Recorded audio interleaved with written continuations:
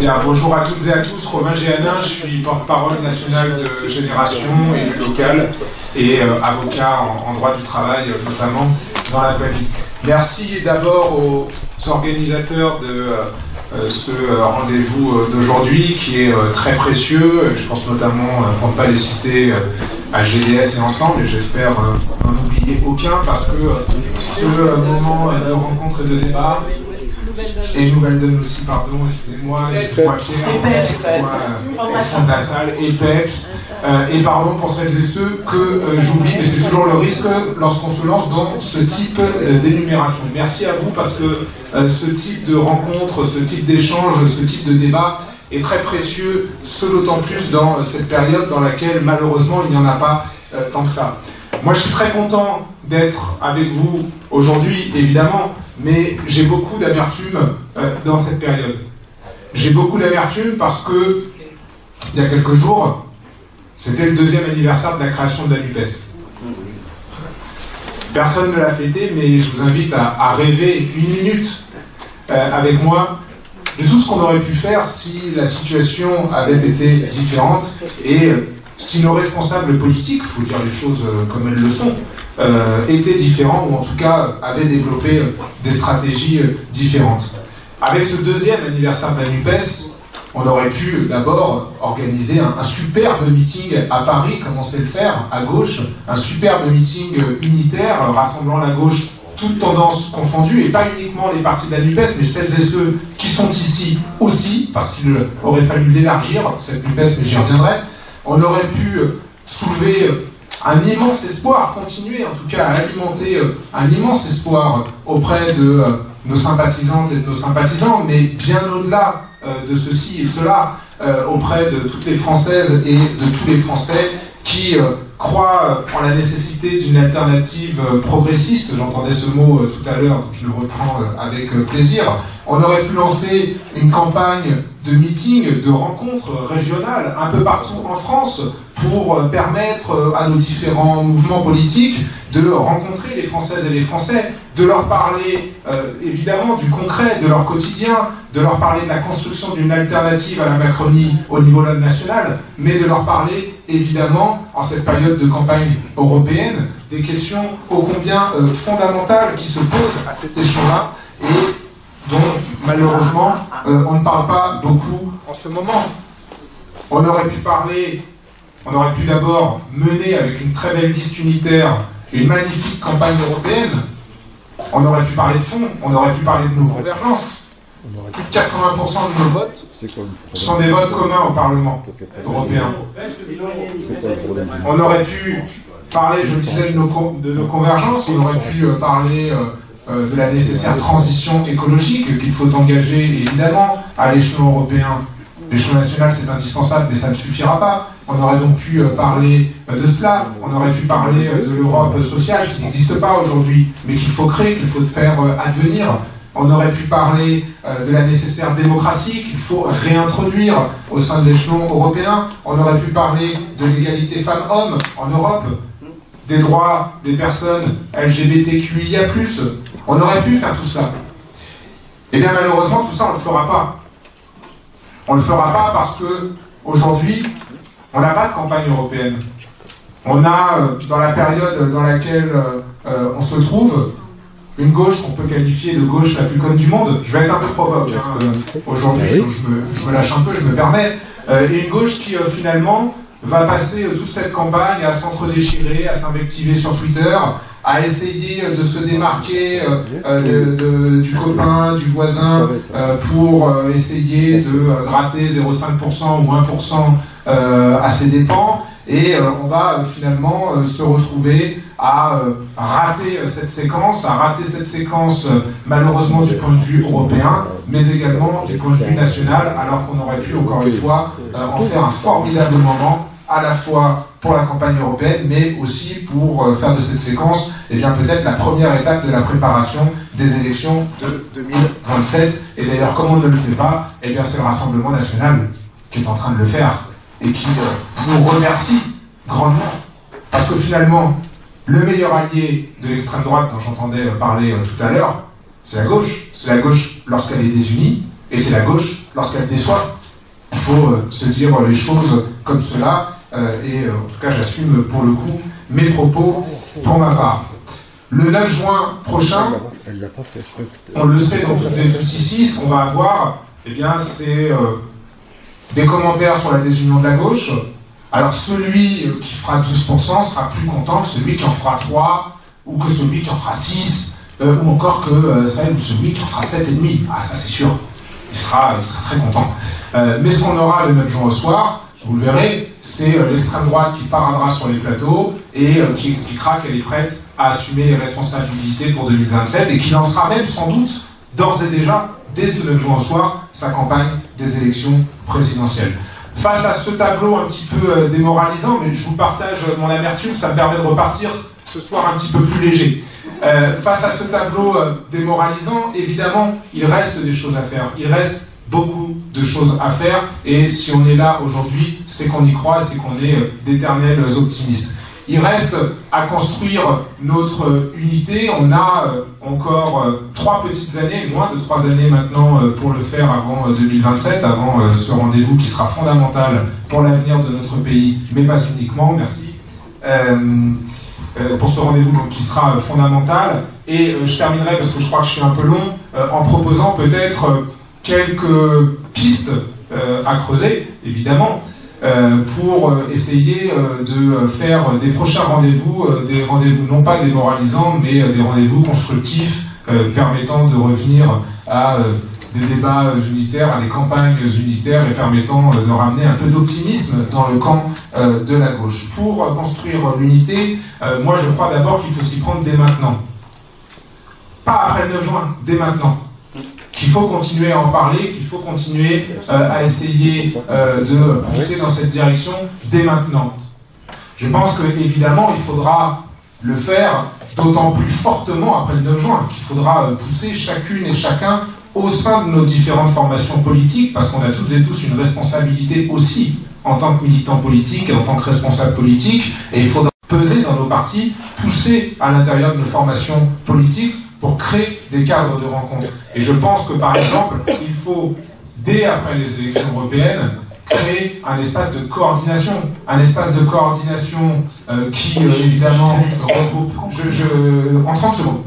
Qui regroupe tous les partis de la NUPES, mais au-delà, qui regroupe GDS, qui regroupe ensemble, Nouvelle Donne, toutes celles et ceux qui veulent participer également à ces discussions et à la construction de cette alternative qu'on désire toutes et tous. Il faut accompagner toutes les initiatives organisées en cette direction, et la génération, évidemment, sera de toutes les initiatives unitaires, mais, et je terminerai là-dessus, si nos responsables politiques ne veulent pas le faire, il faudra le faire nous-mêmes. Il faudra l'imposer. Il faudra se battre pour l'imposer. Ce ne sera pas facile, mais en général, quand on s'engage à gauche, on nous apprend que finalement, les choses marchent grâce à un seul levier, le rapport de force. Eh bien, ce rapport de force, il faudra l'instaurer, et je conclurai là-dessus. Si nos responsables politiques, je vais être un peu provocateur, ne veulent pas faire cette unité, si l'intérêt général ne suffit pas à les convaincre de cette unité, il faudra parler à l'égoïsme des uns et des autres. Il faudra leur dire que non seulement ils laisseront une mauvaise marque dans l'histoire, mais qu'en plus ils devront dégager et laisser la place à une nouvelle génération militante qui, elle, construira cette unité indispensable pour faire advenir cette alternative que nous désirons toutes et tous. Je suis donc Diana Badiab, je suis porte-parole du Parti Socialiste, mais je suis aussi conseillère régionale d'Île-de-France d'opposition, et puis je suis aussi adjointe au maire de la ville des Mureaux.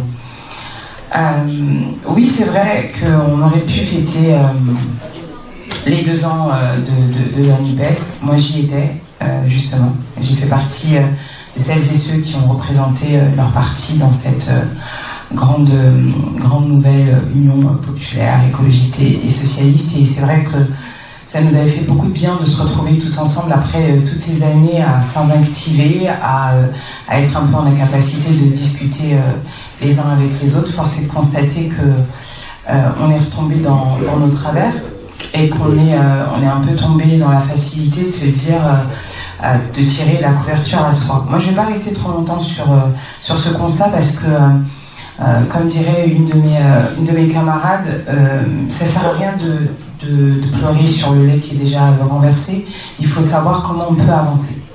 Et je pense que c'est aussi ce qui nous anime toutes et tous ici aujourd'hui. Je pense que une des premières choses à se dire, c'est que il ne faut pas tomber dans le piège que nous tend Renaissance et le Rassemblement national. Parce que finalement, c'est à eux que ça profite. C'est-à-dire que quand on est divisé, quand on n'est pas capable de discuter, on sait très bien que c'est à ces deux formations politiques que ça profite en disant bon ben voilà, vous avez vu, ils ne peuvent pas discuter. Et puis c'est surtout que quand on est unis, ça leur casse les pieds parce que finalement on est en capacité de leur dire il y a une alternative dans ce pays à l'extrême droite et à l'ultralibéralisme et à des gens qui ne font que casser nos conquis sociaux ou qui se prétendent être celles et ceux qui défendent le peuple. Alors qu'on sait très bien que c'est absolument faux. Là où je te rejoins, c'est qu'effectivement, il faut un lieu de discussion. Il faut un lieu de discussion qui soit ouvert, au-delà de la NUPES, puisque nous avons fait la démonstration que lorsque ce n'est que la NUPES, en tout cas les formations politiques qui la composent, on n'est pas en capacité de durer et on n'est pas en capacité de construire durablement les choses. Depuis le début, on dit qu'il faut aller au-delà des formations politiques. Je lui dis, il faut aussi toutes celles et ceux qui sont engagés à gauche, qui sont des citoyens, qui sont des associatifs, qui n'ont plus à prouver qu'ils sont des militants justement de cette unité et qui en plus vont pouvoir nous oxygéner le cerveau parce qu'il faut qu'on sorte de nos petits bisbilles d'appareils et qu'on soit en capacité de voir et de chercher des réponses concrètes à la souffrance de celles et ceux qui aujourd'hui se sont désespérés. Moi, quand j'entends cette femme qui va à un meeting du RN et qui dit « on est désespéré, je touche le RSA, je ne sais pas ce que sera ma vie demain », je pense que c'est ça qui devrait toutes et tous nous occuper, plutôt que de regarder le nombril. Moi, les querelles de chapelle, j'en ai plus que ras-le-bol. Et donc, effectivement, il faut qu'on soit en capacité, dès le lendemain de ce scrutin des européennes, de se parler, d'élargir et d'avoir des vraies propositions. Et des propositions qui se construisent à plusieurs, parce que le chemin va être long et il faut prouver que cette arrivée inexorable de l'extrême droite à la tête de notre pays, on peut la stopper. Parce que ça doit être la seule chose qui doit nous animer. Aujourd'hui, c'est ça. C'est ce péril qui nous guette et qui de toute façon est déjà arrivé ailleurs en Europe avec les conséquences que l'on connaît. On doit être en capacité d'être un rempart. Et pour être un rempart, il faut déjà que nous, on soit solides et que ce soit l'intérêt collectif qui prime sur tout le reste. Sur tout le reste. Et là où je suis d'accord avec toi, c'est que si certains ne se sentent pas capables de le faire, eh bien qu'ils cèdent la place. Effectivement, qu'ils cèdent la place. Mais s'ils cèdent la place, ça veut dire aussi que celles et ceux qui vont les remplacer, entre guillemets, ne soient pas non plus dans une perspective justement de se dire je vais redevenir le numéro 1, je vais redevenir machin, parce que tu comprends, il faut écraser, c'est super limité, mais c'est forcément derrière moi, et c'est d'abord à mes conditions. On a essayé, ça ne fonctionne pas. Ça ne fonctionne pas. Donc c'est pour ça que je pense que plus nous serons nombreux en dehors des formations politiques à travailler à une unité de la gauche, et plus ce sera sain, et plus on sera en capacité d'avoir de véritables propositions. Alors oui, on sera pleinement investi et on y prendra toute notre part. Ça, il n'y a pas de sujet.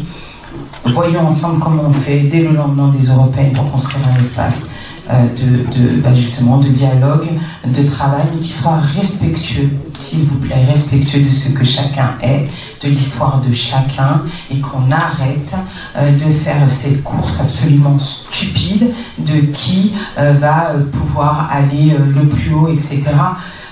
Stop.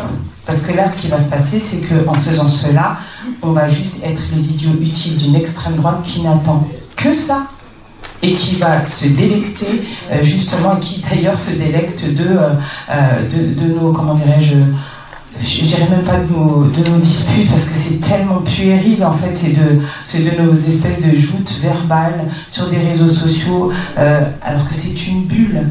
Les gens dans la vraie vie, ils sont pas sur Twitter, en fait. Les gens dans la vraie vie, ils en ont plus que marre, et ils attendent de nous qu'on soit en capacité d'être une alternative indébouchée et d'avoir des solutions. voilà ce que j'avais à dire aujourd'hui. Comptez sur moi pour, en tout cas, au sein de ma formation politique et au-delà, d'être voilà, quelqu'un qui vient travailler et puis qui va être un artisan de cette gauche dont tout le monde a besoin. Patrice Leclerc, maire de Gennevilliers, membre du Parti communiste français et du réseau alternatif communiste. Donc merci pour les organisateurs de cette journée. C'était un pari d'organiser une journée de réflexion sur les européennes en pleine campagne électorale de façon pluraliste. Ça me semble assez réussi. Merci à vous. Et pour avoir participé à l'atelier sur la guerre, je résume très vite, j'ai pu voir qu'on pouvait se disputer sans que ce soit le déchaînement des colères. Et moi j'ai personnellement beaucoup appris dans cet atelier. Pour revenir sur le débat, j'ai aussi signé l'appel des 24 maires de différentes organisations politiques pour l'unité aux élections européennes, dans lesquelles les VGDS, des élus de tous les bords politiques, je crois, étaient représentés. Bon, c'est raté, mais on continuera le combat. C'est important de se dire, parce que en venant ici, j'ai relu le programme de la NUPES sur la partie européenne, et on y trouve beaucoup de choses qui montrent que c'est possible de se rassembler, tout en marquant d'ailleurs avec beaucoup de franchise à l'égard du peuple français les choses sur lesquelles on n'est pas d'accord.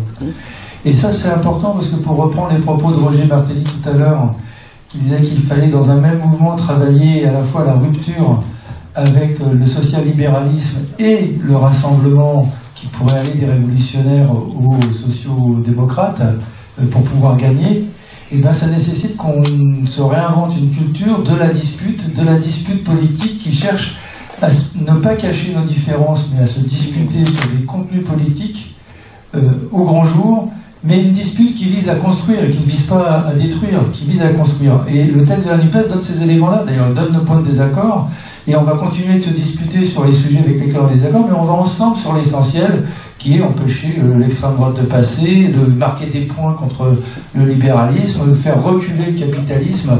Et ça, je crois que c'est un élément important de stratégie qu'il nous faut arriver à développer. Pour ma part, je ne crois pas non plus qu'il faille aller sur le terrain de l'extrême droite. C'est-à-dire, pour moi, l'extrême droite ne répond pas bien, ne donne pas de mauvaises réponses à de bonnes questions. L'extrême droite pose de mauvaises questions.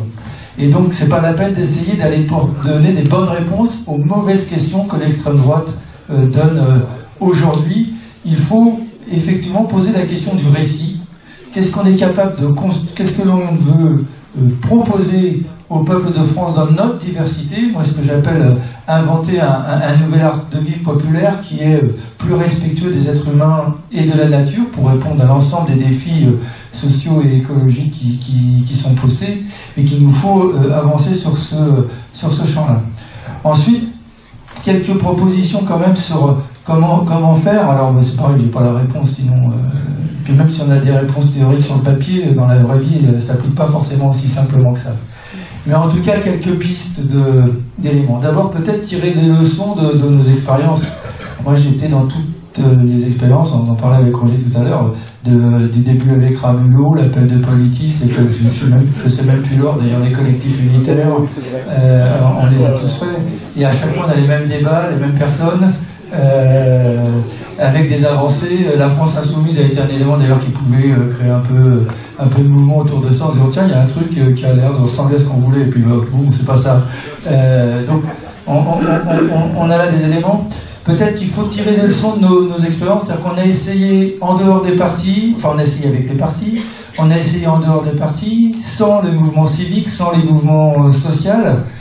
Certainement qu'il faut qu'on se dise que rien n'est facile, mais qu'il faut qu'on fasse là aussi dans le même mouvement. On ne peut pas faire sans les partis, on ne peut pas faire sans le mouvement civique, on ne peut pas faire sans le mouvement social, on ne peut pas faire sans des personnalités politiques ou sociales qui peuvent exister. Et donc c'est vers ça qu'il faut certainement construire. Deuxième aspect, on est quand même contre la 5e République, et on a tendance à se poser dès maintenant, dès le lendemain du 9 juin, tout le monde va appeler à l'unité, mais à l'unité autour de soi, et commencer à chercher qui, pour nous, comme candidat ou candidate aux élections présidentielles.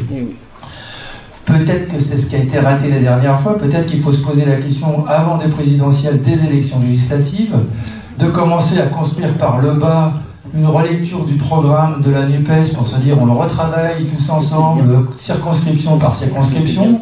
Pourquoi pas arriver à créer circonscription par circonscription des constituantes qui travaillent le programme, qui travaillent des candidatures par le bas, qui nous permettrait aussi d'avancer à partir de là à une constituante nationale faite de ces constituantes de circonscription pour aller vers une candidature aux élections présidentielles qui soit soutenue par l'ensemble de ce réseau. Et pourquoi être sur un candidat et pas, j'ai entendu dans une autre réunion, elle n'est pas de moi cette proposition, mais pourquoi proposer une personne mais présenter au moins un binôme, le président et le Premier ministre? Ça pourrait être peut-être un élément aussi pour commencer, y compris dans nos positions, à casser cette idée de 5e République, mais d'avancer vers autre chose. Et puis, il ne faut pas oublier qu'avant, on a les élections municipales. Les élections municipales vont être des élections... alors, je suis maire, donc chaque maire va se démerder dans son coin pour avoir des alliances à géométrie variable qui l'arrangent. Donc ce serait pas mal qu'en bas, peut-être, on peut appeler à la Constitution, avant d'attendre les élections législatives, de dire, eh ben, en bas, créons des comités pour préparer ces élections dans l'unité de ces élections municipales, à partir des réalités locales, mais qui se visent ce processus unitaire dans la durée et de le construire. Et puis de faire monter cette exigence, parce qu'avec l'alternative communiste, on a rencontré à peu près tous ceux qui, comme nous, sont des minoritaires dans les majorités, et les minoritaires souvent unitaires. Et en gros, on dit à peu près la même chose. Enfin, je ne vois pas beaucoup de différences. On a sûrement des différences, on en a, mais c'est... Globalement, on peut quand même s'entendre. Et donc, ce qui est paradoxal, c'est qu'on est minoritaire dans les partis, alors qu'on voit que dans le peuple de gauche, l'unité est quand même une aspiration majoritaire, parce que le peuple de gauche est peut-être moins con que nous, ils sentent bien que si on n'a pas l'unité, il n'y a aucune chance de gagner. Donc, on a peut-être à faire monter cette idée-là via le mouvement social, le mouvement civique, et dans chaque parti, de cette nécessité de l'unité, et j'en ai fini là, sur la nécessité de prendre appui sur la grande masse des gens, et pas simplement dans le débat entre nous, mais sur le peuple, si on peut aller, pour le dire très rapidement. Bonjour les camarades, merci beaucoup aux organisatrices, organisateurs de cette belle journée d'approfondissement et d'échange sur la question européenne. Je m'appelle Raquel Garrido et je suis députée insoumise de la 5e circonscription de Seine-Saint-Denis, qui est composée des 3 communes Bobigny, Drancy, Le Bourget. Et je vous remercie de l'invitation. Je disais donc, il me semble que vouloir appréhender le sujet européen pendant une élection européenne ressort peut-être du b.a.-ba de ce qu'est une élection. L'élection est un moment où le citoyen est pris dans sa qualité de souverain, donc il doit cheminer vers l'urne en essayant de donner plus qu'un message, un mandat à des gens qui prétendent ensuite, pendant une certaine durée de temps, disposer d'une parcelle de pouvoir. Et ce chemin vers l'urne doit être précédé d'un moment de délibération, de moment où on cristallise une opinion politique. Et pour cristalliser une opinion politique, il faut que les offres soient examinées, elles doivent être présentées, elles doivent être matérialisées dans des programmes, elles doivent être soumises à contradiction et à exposer avec tous les outils de la démocratie qui viennent directement de l'État, mais aussi les médias, etc. Et ce qui me frappe à l'occasion de cette campagne, c'est qu'on est vraiment, peut-être qu'à chaque fois on dit c'est pire et pire, peut-être qu'il y a eu d'autres moments où c'était aussi grave, mais de mémoire de militante, ça fait 30 ans que je milite, je crois que jamais j'ai vu une élection qui était à ce point niée dans sa qualité élective, c'est-à-dire dans le moment démocratique et civique qu'il représente. Et pour cela, donc, vous méritez tous les remerciements, gratitude, applaudissements et félicitations. Et voilà. Je ne serai pas très longue. D'abord, j'appuie ce qui a été dit par les orateurs avant moi à propos de l'existence d'un programme partagé de gouvernement de la NUPES, où le dernier chapitre, le chapitre 8, est consacré à l'Europe et à l'international. Ce sont 13 pages que je vous invite à lire. Vraiment, c'est assez intéressant. Avec, comme le disait Patrice Leclerc, l'affirmation de certains objectifs communs, mettre fin au cours libéral et productiviste de l'Union européenne, mais en reconnaissant que nous procédons de traditions distinctes. La France insoumise et le Parti communiste sont héritiers du non de gauche au traité constitutionnel européen. Le Parti socialiste, lui, est attaché à la construction européenne et ses acquis, dont il est un acteur clé, est-il mentionné, et Europe Écologie Les Verts est historiquement favorable à la construction d'une Europe fédérale. Donc, dès le deuxième chapitre, en réalité, les grandes doctrines, les grands désaccords doctrinaux sur la matière européenne sont exposés avec beaucoup de transparence, mais néanmoins, il est écrit ensemble. Nous voulons faire bifurquer les politiques européennes vers justice sociale, écologie, progrès humain, le développement des services publics. Et là, on affirme un certain nombre d'objectifs. Je ne vous les pas, je ne vais pas tout faire la liste. Évidemment, renforcer la lutte pour le climat, transformer la politique agricole commune, étendre les droits sociaux, etc., éradiquer l'évasion fiscale, accueillir dignement les exilés, nous en parlions à l'instant avec Marie-Christine Vergia, conquérir l'égalité homme-femme avec la clause de la femme de l'européenne la plus favorisée, renforcer la démocratie, j'y reviendrai. Et il est écrit, nous sommes lucides, ces batailles nécessitent de renégocier les traités et les règles européennes actuelles, car si certaines règles européennes sont des points d'appui, chacun constate aujourd'hui à quel point d'autres, et non des moindres, sont en décalage avec les impératifs de l'urgence écologique et sociale et constituent de sérieux blocages à la mise en œuvre de notre programme. Et on voit bien aussi à quel point le programme de la NUPES constitue une avancée aussi et la fermeture de la parenthèse sociale libérale à gauche, puisqu'elle vient cristalliser un point d'équilibre nouveau de ce programme à gauche en matière européenne, avec le fait qu'on accepte, et c'est écrit noir sur blanc, il nous faudra être prêt à ne pas respecter certaines règles. La question de la désobéissance européenne fait l'objet d'un accord. Ce n'est pas des clauses où on n'est pas d'accord. Ça, c'est ce sur quoi nous sommes d'accord. Les batailles ne seront pas, ces batailles seront nécessaires, ne seront pas suffisantes. Et je viens sur la question démocratique. Il est écrit, nous proposons d'opérer un choc de démocratie en convoquant une convention européenne pour la révision et la réécriture des traités européens, construite avec les parlements nationaux et le Parlement européen, associant les forces vives et les mouvements populaires du continent. Ces nouveaux textes devront être soumis à l'approbation du peuple par référendum. Donc vous voyez à quel point il y a eu des efforts pour faire converger des traditions différentes dans des objectifs communs. Et puis je vous fais grâce des 5 pages suivantes sur les questions internationales, plus largement, qui sont effectivement très importantes, et notamment par exemple à la fin, les positions de chacun sur l'OTAN, à l'égard de l'OTAN, sont exposées. Le Parti communiste soutiendra le retrait de la France du commandement intégré de l'OTAN, puis sa dissolution. La France insoumise et le Parti communiste proposeront de décider, après un débat au Parlement, d'un calendrier de retrait des opérations militaires du Sahel. Bon, ça c'est devenu un peu caduc. Europe Écologie Les Verts et le Parti socialiste soutiendront le renforcement de la coopération militaire au niveau de l'Union européenne. Donc, vous voyez, on a carrément, c'est des oppositions très fortes. Et donc, tout ça pour dire que l'acquis programmatique de la NUPES, il est réel. Et quelles que soient les aspérités et même la bonne dose de mauvaise foi, voire de violence que l'on perçoit actuellement dans le débat, on ne peut pas appeler ça un débat, dans la concurrence électorale actuelle à gauche, j'ai la conviction que notre électorat de juin 2022, c'est-à-dire celui qui a eu l'amertume de la défaite à l'élection présidentielle et qui ensuite a vécu cette élection législative où on est passé de 22% à 26%, où on a réussi à mettre en minorité Emmanuel Macron dans le Parlement, donnant d'ailleurs à ce même Parlement un protagonisme institutionnel qui était déjà un début de remise en cause de cette 6ème République, qui est le chapitre 1 pour le coup du programme.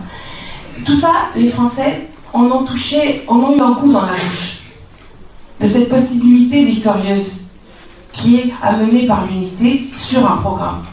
qui est un programme qui rompt avec la page sociale libérale. C'est la raison pour laquelle je pense qu'il faut s'armer de beaucoup de sang-froid au moment où nous sommes. Je sais ici que tout le monde en a dans la salle. Ici, il y a des hommes et des femmes qui, vous êtes pour l'essentiel des militantes et des militants syndicaux, associatifs, ancrés dans vos territoires, donc vous le savez. Hein, je te laisse conclure. Oui, cette exaspération et cette aspiration à l'unité qui existe à gauche, pas l'unité pour l'unité, l'unité pour la victoire. Voilà. Je termine en disant que ce qui me frappe aussi dans cette élection européenne, c'est à quel point aucun des trois pôles politiques n'a en réalité un projet européen. Aucun n'investit l'Europe avec quelque chose. L'extrême droite pourrait dire c'est l'occasion de faire des grandes frontières européennes pour vraiment éradiquer l'entrée qui que ce soit, d'ailleurs s'appuyant sur le chef de Frontex qui est sur la liste, etc. Ils n'en parlent pas. Les macronistes pourraient avoir une idée sur la paix, que sais-je, non, c'est juste militariser l'Ukraine, rien, ils n'investissent absolument pas. Et la gauche, pareil, enfin, on avait quand même un programme assez solide. Et donc, ce qui me frappe, c'est qu'alors même que l'option abolitionniste de l'Union européenne, qui a été incarnée, qui a existé à longtemps, n'est plus sur la table. Personne ne parle vraiment d'Europe, ce qui, à mon avis, finira par poser des problèmes globaux sur même ce que c'est gouverner la France dans ce contexte affaibli de l'Union européenne. Raquel, tu as fait l'essentiel, tu cites le programme de la NUPES, où qu'on le lise dans un sens ou dans un autre, on avait une base pour faire une campagne commune de toute la gauche. Il suffisait de savoir le faire. Quand on fait l'union, c'est pas l'unité de pensée, c'est l'unité d'axe. Quand Jaurès, c'est 1905, faisait le congrès du globe, il y avait combien 5, 6, 7, 11 sensibilités socialistes. Il leur a pas demandé de retirer ce qu'ils avaient dans la tête avant. Il a fait le contraire. Il a dit on va respecter vos personnalités antérieures et on va se mettre d'accord pour créer un parti commun à partir de statuts démocratiques où chacun aura la garantie qu'il sera respecté. Et évidemment, c'est ça la base pour toute union, de respecter chacun, pas d'aller chercher ce qu'il a fait il y a 20 ans, il y a 15 ans, ou bien de l'arrière-pensée. C'est pas de cette façon-là que se fait l'union. L'union se fait en sélectionnant, choisissant ce qui est le plus important et ce sur quoi on va agir en commun. Évidemment qu'on pouvait faire une très belle campagne.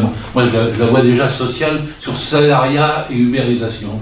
Enfin bon, en Europe, il y a 43 millions de salariés qui sont sur des plateformes, probablement 4 millions en France. On est dans le pays où Macron a usé du droit de veto, je crois que ça ne s'était pas fait depuis De Gaulle. Tout seul, la France en avant contre la remise en cause d'Uber. Le gars, il dit carrément, je suis pour une société sans statut, plus de sécu, plus de retraite, plus de garantie, plus de code du travail, plus de convention collective, plus de médecins du travail, rien. Vous êtes chacun tout seul face à votre employeur et je défends Uber. On avait une campagne en or, facile, matériel, explicable. De la même façon, parce que Macron, il aime dans l'Europe tout ce qui est mauvais. Mais il y a des choses qui sont bonnes en Europe que Macron ne veut pas. L'affaire des congés maladie, par exemple, où depuis 1999, partout en Europe, pendant qu'on est malade, on a droit à des congés. Sauf en France. 99, 2004, ça revient même à Lisbonne, ça revient en 2014. Et il a fallu une décision de la Cour de cassation saisie par la CGT le 14 septembre dernier pour que on paye, vous savez combien c'était, 2-3 milliards de plus pour les salaires. Le patronat s'est insurgé. Et Macron a tranché finalement. Ils ont hésité, reculé, il y a eu une QPC, etc. Puis comment il a tranché à la fin? On dit mais on va le faire que sur 4 semaines, parce que c'est 4 semaines la base en Europe. Et nous c'est 5, non. Donc les malades vont en France maintenant, quand ils sont malades, avoir des congés payés, mais pas à la 5e semaine. C'était des choses magnifiques à illustrer. Faut marquer des choses concrètes pour des millions de gens, si on veut les intéresser au vote. Et si en plus on est tous d'accord sur ces choses-là, et c'est pertinent, percutant de faire ces choses. On aurait pu, bien sûr, fêter le 2e anniversaire de la NUPES avec un meeting géant, où tous les orateurs des 4 listes auraient été là, devant des dizaines de milliers de personnes. Et on serait quoi, Marie Toussaint, au lieu d'être à 6,5%? Elle serait à la tête d'une liste qui serait 30, 31, 32%, 33%. Est-ce qu'il y aurait des disputes derrière? Mais non, tout le monde rivaliserait pour pouvoir trouver les meilleurs arguments, au lieu qu'en ce moment, ils rivalisent pour casser la liste et les arguments des autres. Donc c'est ça, cette gauche-là. Après, les phrases sur la gauche, quand il n'y a pas l'union, les gens sont très matérialistes. Il y en a même qui essayent aujourd'hui de faire passer Glucksmann devant Ayer. Et oui, ils s'en foutent. Pourvu, si on pouvait être devant Macron, c'est pas la condition de Glucksmann, mais c'est d'essayer de passer devant Ayer. Les gens ne veulent pas sincèrement la droite. Et c'est leur motivation première, parce que le reste, ils n'y croient pas. Ils attendent que ça se mette en route. Et pour que ça se mette en route, alors il faut mettre tout le monde ensemble. Moi, je suis toujours dit, il faut, à ceux qui veulent criser de gauche, il y a quelque chose de criminel là-dedans. Pourtant, hein. Faut pas opposer le réformisme et la révolution. Rosa Luxembourg. La réforme nourrit la révolution. La révolution se nourrit de la réforme. Faut pas chercher, surtout avant d'avoir commencé à faire quoi que ce soit, à dire je veux d'abord me débarrasser du réformisme. Faut faire la course ensemble.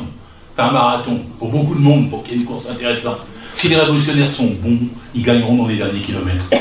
Mais s'ils volent avant que la course ait commencé et dire c'est nous les meilleurs et barrez-vous les autres, il n'y a pas de course. Réformisme et révolution, c'est la même classe. La classe sociale qui est la nôtre. Et donc on part toujours du point de vue, on part pas du haut, on part du fait qu'on est 30 millions de salariés. On était 3 millions en 1910, je vais leur dire à Erwan Lecoeur tout à l'heure. Mais on est 30 millions aujourd'hui. On est pluraliste. On a notre force de travail à vendre. On produit toutes les richesses, on n'en a pas la part qu'on mérite. On sait pourquoi on doit faire l'union et qu'on est dans un front commun. Et cette union-là, c'est celle dont on avait tant besoin pour cette élection et qu'on va avoir besoin dès le 9 juin. Parce que bon, là, c'est bien ce qu'on fait. Hein. On est hors compétition. Hein, c'est quand même marrant de réussir au milieu d'une campagne électorale à mettre un militant communiste, une militante socialiste, une militante de LFI, un militant de Génération, un militant des Verts, et ensemble, et GDS, de nous mettre à une même tribune et de réussir à pouvoir faire quelque chose qui est filmé. S'il n'y a pas assez de monde dans la salle, on va le diffuser, et pour montrer que c'était possible de faire ça, que c'était possible de faire campagne commune, et que c'est ça que nous voulons pour l'après 9 juin. Parce qu'en fait, c'est ça qu'on essaie de préparer. C'est pour ça qu'on a voulu se voir aujourd'hui. C'est pour dire, on ne laissera pas passer la période de désunion actuelle sans avoir rien fait. Nous avons fait quelque chose pour préparer le 9 juin. Et pour l'après 9 juin, il va falloir se dépêcher un tout petit peu pour faire ce qui a été dit. C'est-à-dire il faut que ça soit dans les partis et hors les partis. On ne peut pas dépasser les partis sans englober les partis et les entraîner. Et quand on les entraîne et qu'on les englobe, alors on peut les dépasser. Il peut y avoir des mobilisations extraordinaires de gens qui se disent « Ah bah s'ils sont tous mis d'accord, je vais y venir aussi ». Et vous verrez à ce moment-là que ce sont ces gens-là qui donneront des leçons et qui vous en voudront plus et qui iront plus loin et qui seront plus conscients et qui seront plus spontanés et qui seront plus vifs et qui seront plus politiques et qui seront plus radicaux. Et donc c'est aussi pour ça qu'évoquer les collectifs à la base. Il y a une solution, la façon de le faire. Vous avez les municipales, parce que sinon ça recommence pareil, hein, ce qu'on vit au municipal. Si vous faites, il n'y a pas... J'ai vu un texte, je ne l'ai pas lu dans le détail, mais il m'a semblé bon quand même pas le titre, c'était un hier en commun. Je fais de la pub pour personne. Je fais de la pub pour personne, mais un hier en commun, c'était ça. Et tout le monde se réunit, et tout le monde dit on va essayer de faire une liste municipale commune. Et on va faire le contenu de ce qu'on a besoin pour... c'était un peu ce qui était Printemps Marseillais, sans citer d'autres sources, mais il faut que ça soit ça dans toutes les villes. C'est cette façon-là, avec la poussée et la présence de la base, l'assemblée générale des gens qui sont concernés, et les partis, il ne faut pas les exclure, parce que je dis, non, je ne veux pas les filles, je ne veux pas le PS, parce que je ne veux pas le PC, parce que Roussel, vraiment, c'est ça qu'il faut surmonter. C'est absolument ça qu'il faut le faire. Avec des comités à la base et de toute façon une continuation de ce que nous faisons aujourd'hui. Faisons-le savoir. Oui, on pouvait hors compétition parler de l'Europe. Oui, on pouvait défendre une Europe sociale, écologique et démocratique. Oui, c'est possible de continuer ça après. Et non à la division, non au cheffaillon, non à tout ce qui sont les ordres d'en haut, non à tout ce qui est les prétextes de division, non à tout ce qui est les polémiques et les excès de polémiques. Et que ça soit l'union, l'unité d'action qui l'emporte au-delà du 9 juin pour les municipales, par exemple, mais aux présidentielles aussi. Oui, bonjour à tout le monde. Donc je suis Jérôme Gay, je suis conseiller de Paris. Normalement, je devais faire que le débat précédent sur l'écologie, puis mon organisation entre les écologistes maintenant, donc m'a mandaté pour faire ce débat. Donc, alors, pourquoi je fais ce débat aussi, c'est qu'on aurait pu fêter les 2 ans de la NUPES, j'étais un des négociateurs programmatiques et on a passé du temps sur la partie Europe. On oublie souvent que la négociation NUPES, ce qui a passé le plus de temps dans la négociation, c'était le programme, ça n'a pas été donc les places législatives. Un petit rappel. parce que justement il y avait besoin de faire ça et tout le monde était content à la fin, et notamment Diaba l'a rappelé aussi sur le fait, même le Parti socialiste était content de fermer la parenthèse Hollande, parce qu'il ne faut pas oublier quand même d'où on venait, de ce qui s'était passé avec François Hollande, et notamment la question des échanges de nationalité, la question de la ratification du traité économique et ainsi de suite. Donc on partait de loin et c'est important de faire ça. Néanmoins, je vais faire un petit préalable à mon intervention sur... je vais partir d'une controverse actuelle, donc celle de Mélenchon par rapport donc à Hannah Arendt. Et je vais illustrer ça par le sage montre la lune et l'invisible regarde le doigt. Mais le sage aussi s'est trompé, c'est pas la lune qui l'a montré, c'était autre chose. En faisant en sorte que ceux qui sont allés dans la bataille, que Jean-Luc avait dépassé la zone rouge, je sais pas qu'on appelait critique, la ligne rouge, c'était la polémique. Mais en même temps, je pense qu'il fallait dire à Jean-Luc Mélenchon, la référence n'était pas bonne. La référence n'était pas donc un arrêt. Je pense qu'il aurait dû plutôt chercher du côté de Milgram, sur la soumission naturelle à l'autorité. Et que donc il a commis une erreur. Et je vais revenir un exemple de ce que disait donc Hannah Arendt sur... donc c'est entre 60 et 71, j'ai pas la date exacte, sur une réédition du système totalitaire. Staline, comme Hitler, mourut au beau milieu d'une horrible tâche inachevée. Et quand survint cette mort, l'histoire de ce livre que ce livre raconte, les éléments qu'il essaie de comprendre et d'expliquer de l'intérieur connurent une fin au moins provisoire. Elle a dit provisoire entre 68 et 72, c'est-à-dire un moment où les grands mouvements d'émancipation de la jeunesse, un moment plutôt positif pour la gauche, elle avait dit provisoire. C'est-à-dire que le retour du terrain n'était possible. Et d'ailleurs, je n'étais pas dans les relations internationales, ce qui se passe aujourd'hui en Russie, avec Poutine, on a un système totalitaire, comme l'avait décrit donc Hannah Arendt à cette époque. Donc, la référence après donc, de Jean-Luc Mélenchon par rapport à Eichmann, c'est une erreur. On n'en est pas encore où on pourrait assimiler le président de l'université à Eichmann. On est plutôt à quelqu'un qui est soumis à une autorité, en l'occurrence donc l'autorité donc, du ministre ou du communiste ou du président, je ne sais pas qui a fait pression là-dessus pour interdire ce meeting. Et la référence n'était pas du tout bonne. Donc aujourd'hui, il ne faut pas se tromper de constat. Et on a beaucoup parlé de l'extrême droite. On est dans une phase de bifurcation historique, et ça, Jean-Luc Mélenchon le sait très bien. On est en phase de bifurcation historique, on n'est pas encore passé du mauvais côté. Le jour où on sera passé du mauvais côté, oui, là on sera dans la main des humains avec des gens qui feront de manière automatique des choses qui sont inacceptables. Aujourd'hui, on est dans un entre-deux. On n'est pas encore passé de l'autre côté de la barrière. Et c'est pour ça que dans ce moment historique, il est important donc de résister à cela. Alors c'est vrai que cette campagne européenne, elle est mal partie puisqu'on a plutôt été dans l'opposition de la contestation entre les différentes équipes qui concourent là-dessus, mais on n'en est pas encore au pire et c'est ça qu'il faut encore rappeler. Alors il ne me reste déjà pas beaucoup de temps parce que j'ai mis le chronomètre parce que je me connais. La question de ce qui se passe n'est pas nouveau dans l'histoire. Les libéralismes, les gens qui ont lu La route de la servitude donc avant 1939 par Hayek, décrivait déjà cet libéralisme. La supériorité du libéralisme économique sur le libéralisme politique, ce n'est pas nouveau. Sauf qu'il y a eu la guerre, qu'il n'a pas pu mettre en œuvre. Ils ont tout mis en œuvre à partir des années 60, notamment l'école de Chicago, ainsi de suite. Donc, ce qui arrive n'est pas nouveau. Par contre, ce qui arrive au niveau de la gauche, ça c'est nouveau. Cette incapacité à aller dans la confrontation, et c'est pour ça qu'il ne faut pas se tromper sur l'analyse de la situation. Si on n'a pas une bonne analyse, on aura forcément des mauvaises solutions. Donc, je vais conclure sur un élément, je pense qu'à ce stade, on verra dans le débat par la suite, mais le comité d'ensemble sur la question des élections européennes, je trouve qu'il est assez synthétique. C'est-à-dire que ça ne sert à rien aujourd'hui donc d'essayer de faire une liste d'union, c'est trop tard. Par contre, il faut aller voter. Parce que le vrai problème aujourd'hui qu'on a, c'est même plus la question de l'unité à ce stade, au mois de mai auquel on est aujourd'hui. La question, c'est l'abstentionnisme. Ça veut dire qu'aujourd'hui, le peuple de gauche ne vote pas. Et que, de fait, mécaniquement, mathématiquement, il faut que les gens aillent voter pour affaiblir la somme de nos ennemis qui sont en face. Parce que, et on l'a vu dans plusieurs débats précédemment, le virement, parce que le problème il n'est pas qu'au franco-français, on a tendance à voir que le point de vue français. Ce qui risque de se passer à l'échelle européenne avec une victoire très importante des droites extrêmes et de l'extrême droite, ce qui se passe dans tous les pays européens, on va avoir une majorité très dangereuse dans ce Parlement européen, qu'on n'aura jamais connue jusqu'à aujourd'hui. Et ça on ne sait pas, parce que là on rentre dans une zone où on ne connaît pas les conséquences de cela. Heureusement qu'ils sont nationalistes et qu'ils ont des conflits entre eux.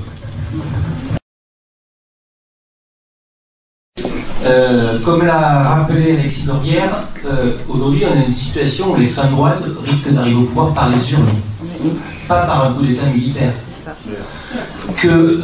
On est dans une situation de ce qu'on appelait à une certaine époque la lepénisation des esprits, où on a la lepénisation, donc la fascisation, on va dire, donc de la gauche et la droite, ce qui se passe donc, je crois que tu le disais tout à l'heure, en Danemark et les socialistes allemands, qui est une catastrophe. Comment ces gens-là peuvent-ils encore être au PSE?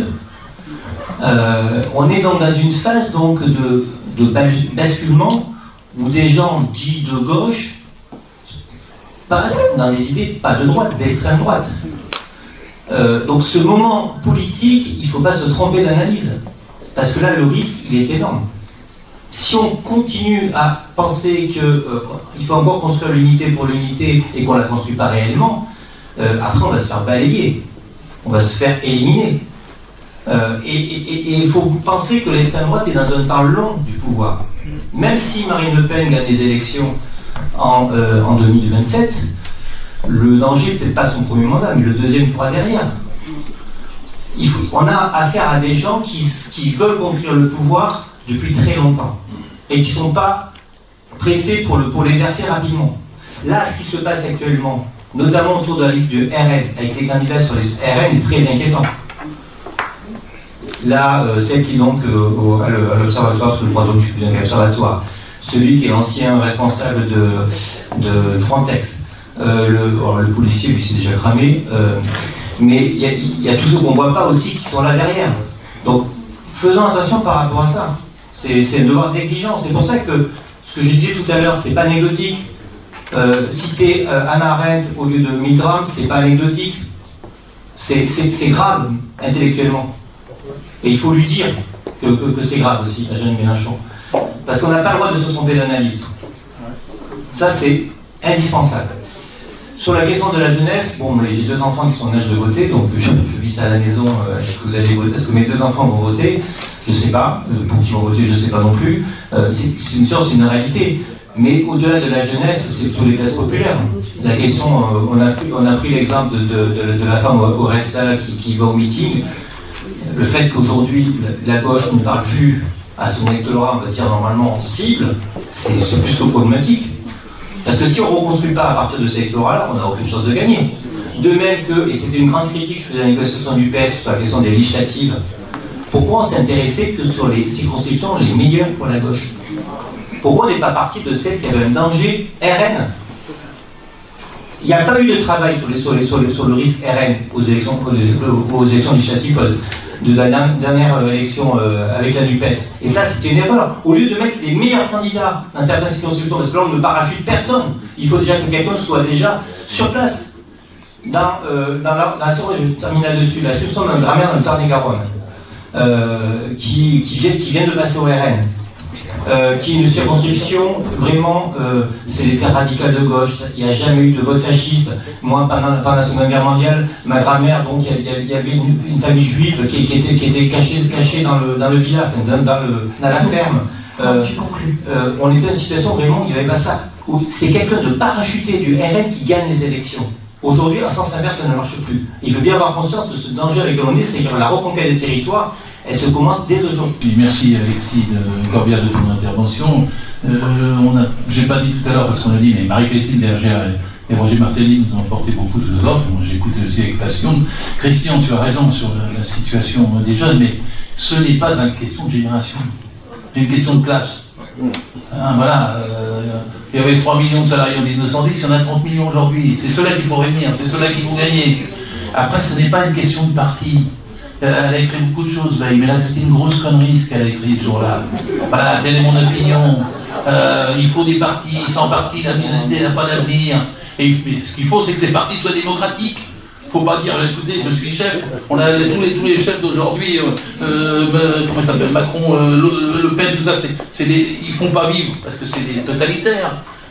Il faut faire vivre un parti, droite tendance, sensibilité. La démocratie, c'est pas une perte de temps, c'est un gain de temps. La démocratie, c'est pas l'anarchie, c'est la démultiplication, c'est l'implication de tous ceux qui sont dans le parti. Et la démocratie, elle a besoin de règles, elle n'a pas besoin de pas de règles. Quand il n'y a pas de règles et qu'il n'y a pas de parti, c'est encore plus totalitaire.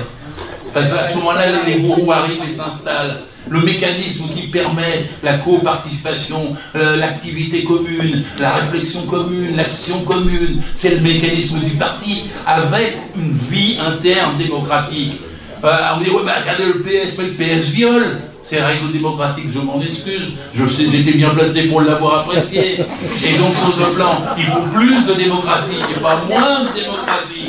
Et donc, de ce point de vue, c'est comme ça qu'il faut répondre. Alors ensuite, après, sur la candidature pour 27, je soutiens ce que dit Eric Touzeau. Je veux dire, pourquoi un candidat est-il battu? Parce qu'il est seul. Un candidat unitaire sera soutenu par tout le monde. Il aura un parapluie unitaire. Quand il sera attaqué parce qu'il le sera, comme les autres. Mais à ce moment-là, chacun interviendra pour le défendre. Tandis que quand c'est un candidat pas unitaire, les uns et les autres disaient « il n'a pas voulu de nous avant, il n'a pas venu discuter, on n'a pas fait le programme en commun, et je le laisse tomber ». Et donc à ce moment-là, au moment décisif, le candidat qui se veut unitaire à lui tout seul, il perd. Tandis que le candidat qui prend la précaution de faire avec tous les partis, toutes les forces, tous les comités, etc., pour construire sa propre campagne et arriver effectivement à un résultat, alors celui-là a des chances de gagner. Le but, parce que chez bien dans la 5e République, vous le savez tous, c'est 51% à la fin. Alors si vous commencez par dire « j'exclus tel courant », c'est foutu. Il faut rassembler. Et celui qui dit « j'ai pas besoin de tout ça, je vais passer par-dessus », il fait perdre tout le monde. Bon. Et donc c'est exactement ce choix-là dans lequel nous sommes. C'est à travers les municipales, à travers l'union, à travers des collectifs, à travers le rassemblement des partis, c'est de cette façon-là qu'on peut préparer ensuite une candidature unitaire, l'inverse de ce qui s'est fait dans les 10 dernières années. Moi aussi, je voudrais rapidement juste répondre à Richie sur cette histoire de parti, parce que c'est vrai que les partis sont décriés. Les citoyens repèrent bien que ça peut être des lieux de captation du pouvoir dans le dos des citoyens. Il y a, je pense, une forme de rejet qui est étudié d'ailleurs, comme vis-à-vis des médias ou d'autres institutions. Cependant, dans notre idée de 6ème République, dans notre idée de fabrication d'un nouveau régime politique qui permette réellement que la souveraineté populaire émane de la société, gare à celles et ceux qui pensent qu'on peut se passer dans cette démocratie vive de corps dits intermédiaires, c'est-à-dire d'associations, de syndicats et de partis. Parce que l'histoire de France est traversée par l'alternative à cela, c'est le césarisme, c'est le bonapartisme. Il n'y a pas besoin d'aller chercher les modèles latino-américains de caudillisme, c'est ici. On sait fabriquer cette option-là. Elle est quand même profondément ancrée aussi dans l'histoire du pays, à telle enseigne que certains prétendent encore aujourd'hui, alors que les études montrent l'inverse, qu'il y aurait soi-disant un attachement des Français au caractère monarchique de la 5e République et à une espèce d'existence d'un président tout à fait incarné, etc. Donc, non, je pense que ce qu'on doit... Nous vivons un moment, je pense, rare, où la question démocratique, elle a pris corps dans la conscience à échelle de masse, et pour moi, il y a une date de basculement, c'est le 16 mars 2023, le jour où tout le monde était devant son poste pour savoir quel allait être le résultat du vote à l'Assemblée nationale sur la loi retraite, et que le président de la République, parce qu'il avait fait ses petits comptes et qu'il savait qu'il était minoritaire, a 10 minutes avant le vote, annulé le vote. Et ça correspond à aucun standard démocratique de aucune personne qui se dit française, républicaine, ancrée dans cette histoire universelle. Donc, ça, les gens en ont conscience. Et donc, on prend conscience de quelque chose de très important, c'est que l'antisocial naît dans l'antidémocratique, qu'il le précède, qu'il l'explique. Pareil pour la question écologique. Je rappelle qu'au débat budgétaire de l'automne 2022, on a voté majoritairement à l'Assemblée nationale 12 milliards d'euros pour la rénovation thermique des bâtiments. C'est voté majoritairement. Et c'est voté par 49.3.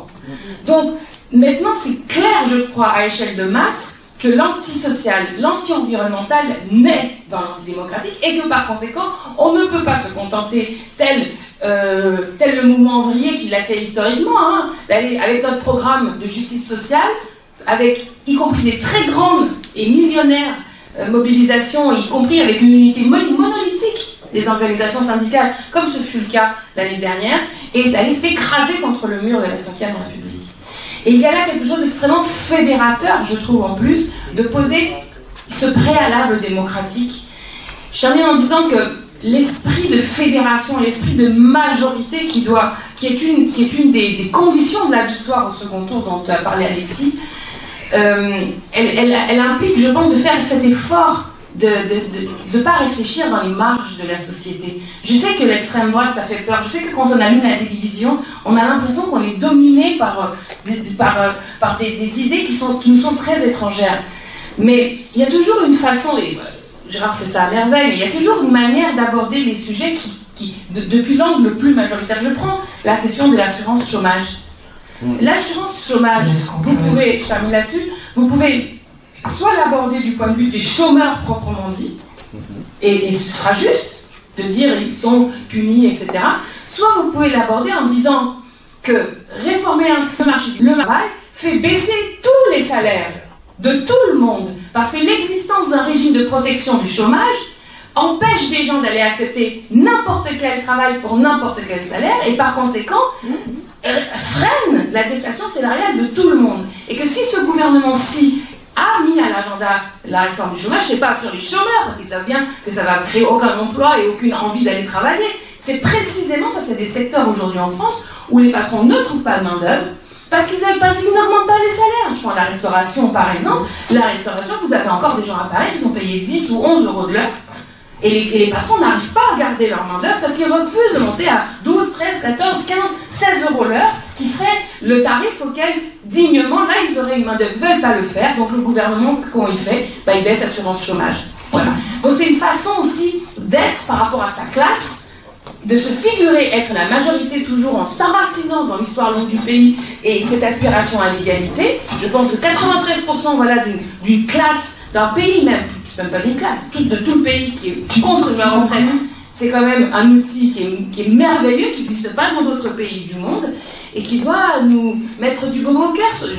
Moi je suis naturelle optimiste, et je me dis attention au discours démoralisant, attention au discours pessimiste, parce que ça pègue sur les autres, quoi. Il faut que nous-mêmes on incarne cette volonté d'être le souverain. La politique, c'est pas des gouvernants qui disent quoi faire aux gens, la politique, c'est des gens qui disent quoi faire aux gouvernants. Donc toute action politique est prise de pouvoir souveraine, pas opposition, pas contre-pouvoir. Le pouvoir lui-même, et donc la victoire de nos grandes idées. Pour autant, je pense qu'il y a besoin de partis, et je pense qu'il est important de se dire que ce n'est pas les partis seuls qui doivent jouer un rôle dans la société. Il y a les mouvements civiques, les mouvements sociaux, les mouvements citoyens, et tout cela, c'est extrêmement important. Et dans toutes les contradictions et les combats, c'est pour ça que je dis aux camarades, j'ai bien compris qu'ils ne veulent pas travailler avec moi parce qu'on n'est pas d'accord. Moi, je pense qu'on peut travailler ensemble même si on n'est pas d'accord. Et que c'est aussi l'enjeu, c'est une belle démonstration de l'enjeu qu'on a à construire au sein de la gauche, c'est qu'à travers nos désaccords sur ce qui nous semble l'essentiel, pouvoir agir ensemble pour frapper sur l'essentiel ensemble et continuer de se disputer sur le reste. Juste un petit mot sur l'exemple de Green Doc. Moi, je respecte le combat mené par Soulèvement de la Terre. Et je pense que Soulèvement de la Terre, c'est quelque chose à regarder de près, y compris ils sortent un livre aujourd'hui sur leur propre autocritique pour voir comment ils peuvent améliorer leurs actions, et qu'il y a quelque chose certainement que nous, à gauche, on peut apprendre de ce qui se fait. Et si je prends l'exemple de Green Doc, on a un désaccord sur l'emplacement de cet entrepôt décidé, c'est pas par la mairie qui est décidé par un appel d'offres. Moi, ce qui m'intéresse à travers l'expérience de Green Doc, c'est être économe en surface de terre et ne pas faire des entrepôts sur des zones d'agriculture. C'est-à-dire que moi, je suis aussi allé au triangle de Gonesse contre la minéralisation de ce triangle de Gonesse. Le port de Gennevilliers est un territoire minéralisé sur lequel on peut construire 90 000 m² sur seulement 30 000 m² de terre, et donc de déminéraliser de l'espace. Et sur Gennevilliers, à l'échelle de ces 5 à 10 ans, on va avoir supprimé 70 000 m² d'entrepôts sur la ville et réalisé 30 000 m² d'entrepôts avec la construction qui va se faire. on aura supprimé 70 000 m² d'entrepôts et réalisé 30 000 m² d'espace vert sur un entrepôt qui existe ailleurs dans la ville. Et le port, pour moi, est une zone d'activité industrielle qui doit le rester et pas une zone de balade, comme le demande c'est mon désaccord avec Soulèvement de la Terre. Par contre, je trouve intéressant ce que fait Soulèvement de la Terre, qui est un élément nouveau que je n'avais pas vu arriver jusqu'ici, c'est de se prendre l'idée que l'exemple des entrepôts de logistique comme étant un exemple indispensable pour mener la lutte contre le capitalisme. Parce que l'entrepôt et la logistique, un des nœuds du capitalisme. Ça, c'est quelque chose de nouveau pour moi que j'ai pu lire récemment et qui peut m'apparaître intéressant dans le combat à mener d'émancipation et pour faire reculer le capitalisme. Ensuite, sur la question, je suis désolé, mais je suis d'accord avec le trotskiste Alexis Corbière que j'ai combattu pendant des années,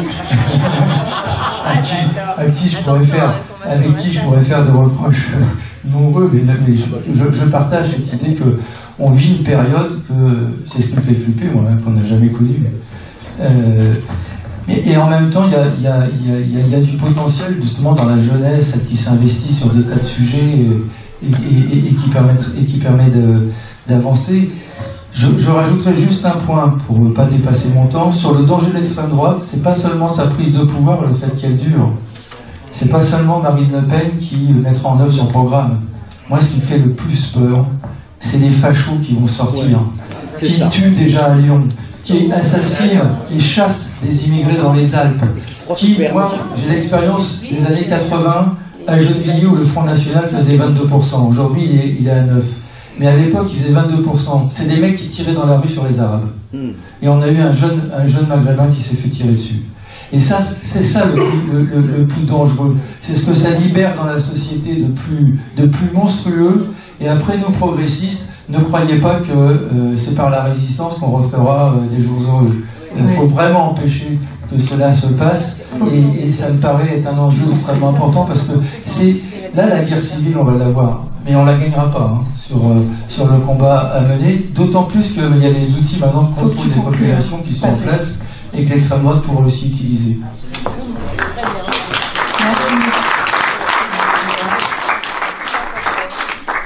Merci à toi. Et je pense qu'en fait, je me posais la question d'évoquer cet aspect et du coup tu m'as ouvert la porte. Non, mais du coup tu m'as ouvert la porte et du coup je vais poursuivre dans ce courant. Je crois que c'est pour ça aussi que je suis autant en colère sur la façon dont se passe cette campagne. C'est que je crois qu'on n'apprend pas du passé et qu'on ne tire aucune leçon. La seule chose qui doit, et c'est pour ça que je remercie aussi Alexis pour son intervention, la seule chose qui doit nous animer, c'est le fait de se dire comment on fait pour empêcher l'extrême droite d'arriver au pouvoir. Il y a une expression qui dit on sait dans quel état l'extrême droite prend le pouvoir, on ne sait jamais dans quel état elle nous rend le pays. Et elle ne le rend pas dans beaucoup de cas, ou alors elle le rend après des années et des décennies de souffrance. Et je crois que c'est aussi ça, et je crois que tu abordes un point qui est important. Pour celles et ceux qui se résignent, ne vous résignez pas parce que le problème c'est que quand on voit déjà les dégâts que font justement cette idéologie d'extrême droite au sein de la police, au sein de la fonction publique, de l'éducation. Moi, je suis enseignante depuis 26 ans. Et quand j'entends certains de mes collègues dire ouvertement, sans aucun complexe, qu'ils votent RN et qu'ils sont d'accord avec ce qu'ils défendent, et quand on voit le nombre de dingues et d'injures et de haine que ça peut libérer sur les réseaux sociaux sous couvert d'anonymat, je n'ose imaginer ce que ça pourra libérer le jour où l'extrême droite sera au pouvoir dans notre pays. Mais ça, c'est sûr. Et des scènes absolument abominables de violence qu'on pourrait vivre et contre lesquelles, il le dit, on sera complètement impuissant. Donc, je crois que le seul moyen que nous avons aujourd'hui, c'est de le combattre pour qu'ils n'arrivent pas au pouvoir par les urnes, parce que ça leur donnera une légitimité et, comment dirais-je, ça libérera des comportements dont je crois nous n'avons même pas idée. Donc je crois très sincèrement que cette perspective-là doit inhiber tout ego, toute, comment dirais-je, envie d'aller écraser l'autre pour des raisons politiques, etc. Parce que la seule chose qui doit nous animer, c'est de défendre les valeurs vraiment intrinsèques qui sont le fondement de nos valeurs communes dans ce pays. Et moi, je suis désolée, hein, mais je n'accepterai pas ou que ma formation politique ou que d'autres personnes fassent passer leurs petits égos et leurs petits intérêts de chapelle avant cet impérieux combat qu'on doit mener ensemble. Et je crois que c'est ça qui doit nous animer. Et si vraiment c'est ça qui nous anime, alors on trouvera un chemin. Peu importe, mais on va le trouver. Comme on a trouvé un chemin lorsqu'on a construit la NUPES, malgré les divergences, etc. On l'a trouvé. Mais là, ça nous dépasse. Donc il ne faut pas tomber dans ces espèces de travées ou d'excuses en disant oui, mais tu comprends, il faut absolument que ce soit derrière moi. On s'en fout. Moi, j'ai envie de vous dire, si c'est un socialiste, tant mieux. Si ça ne l'est pas, tant pis, je m'en fous, c'est pas ça le problème. Ce qui m'intéresse, c'est de dire comment on fait pour se préserver toutes et tous de lendemains que nous ne pourrons pas affronter. Oui, merci. Je vais repartir moi aussi de ce que disait Alexis Corbière, puisque je partage totalement ce point-là. Oui, on peut gagner en 2027, oui, bien entendu, oui, il faut le dire, oui, il faut le diffuser pour que ce discours-là infuse dans la société, pour qu'il suscite de l'espoir, de l'envie de se battre et de l'envie de participer justement à la construction de cette alternative progressiste dont on parlait tout à l'heure. Pour ça, il faut évidemment arrêter de perdre son temps en invective, parce que tout le temps qu'on passe pour débiner, démonter l'autre, on ne le passe pas à mener la bataille idéologique et culturelle. Et cette bataille idéologique et culturelle, il faut la mener. Aujourd'hui, on ne le fait pas assez. Quand on passe son temps à se diviser, à répondre aux questions des journalistes sur ce que la copine ou le copain d'à côté a bien ou mal fait, eh bien on ne mène pas la bataille idéologique et culturelle. Et quand on fait ça, eh bien on n'intéresse pas les gens. On parlait des jeunes tout à l'heure, mais c'est aussi pour ça, alors je suis un peu plus vieux que vous, mais pas encore trop, enfin j'espère pas, c'est pour ça qu'une partie de ma génération, de la vôtre aujourd'hui, ne s'intéresse pas à la politique, parce que quand elle passe son temps à grandir en voyant des débats télévisés où des gens qui sont censés appartenir au camp de la gauche passent leur temps à se bouffer le nez plutôt qu'à parler concret, plutôt qu'à parler effectivement du climat, plutôt qu'à parler de la question sociale, de la question démocratique, eh bien évidemment on désespère les gens. Et cette bataille idéologique et culturelle, il faut la mener à fond, parce qu'elle précédera la bataille électorale. Même unis, on ne gagnera pas sans une bataille idéologique et culturelle menée de manière puissante, suffisamment puissante en tout cas, pour infuser au sein de la société, pour que la société soit prête à nous faire confiance pour la suite. Il faut donc mener cette bataille, il faut, je le disais, créer, développer, multiplier les espaces de coordination, les espaces de rencontre, des espaces dans lesquels on se dirait les choses. Parce que oui, on n'est pas d'accord sur tout, mais avoir au moins des temps et des lieux pendant lesquels on pourrait se réunir, se retrouver pour se dire les choses, c'est important. Ça évite aux uns et aux autres de sortir cet outil qu'on devrait couper, d'ailleurs, peut-être parfois certains responsables politiques, et de se tweeter des mots à la figure à longueur de temps. Se réunir, ça permet de montrer qu'on a un langage commun sur bien des sujets, mais parfois ça permet aussi de s'engueuler face à face, les yeux dans les yeux, et ça fait du bien, parce que ça permet ensuite de repartir de manière plus constructive. Ces rencontres, évidemment, elles devraient être des rencontres thématiques, et on peut le faire, et je pense qu'il faut le faire dès l'après 9 juin, pour repartir du programme de la NUPES, voir ce qu'on peut éventuellement actualiser. Elles devraient également, ces rencontres, être des rencontres opérationnelles, stratégiques, électorales, parce que si on met la stratégie de côté, Si on attend 2026 pour l'aborder, évidemment que chaque chapelle va la construire dans son coin. Donc c'est dès maintenant qu'il faut aborder ces questions-là, c'est dès maintenant qu'il faut se confronter. Aujourd'hui à gauche, pour dire les choses clairement, il y a des gens qui veulent une primaire, il y en a d'autres qui n'en veulent pas. Il y a des gens qui veulent qu'il y ait une désignation d'une ou d'un candidat unique par un comité de coordination des partis, d'autres qui veulent s'imposer aux autres partis. Et bien ces questions-là, il faut les aborder dans des temps communs, dans des espaces communs, parce que si on ne traite pas ces questions-là en 2024, en 2025, eh bien malheureusement, fin 2026, il sera trop tard, et j'en terminerai pour ne pas être trop long, en disant qu'il faut également mener des combats communs, communs sur des sujets de fond. Et on n'est pas parfait, mais je trouve qu'il y a quand même une chose qu'on n'a pas trop mal fait ces dernières années, c'est le combat qu'on a mené sur la question des retraites. Alors oui, on a perdu, mais c'est normal, on n'est pas au pouvoir. On se heurte à un pouvoir libéral et autoritaire, donc évidemment que ce pouvoir autoritaire n'allait pas nous écouter, évidemment qu'il ne nous écoutera pas tant qu'on ne l'aura pas remplacé.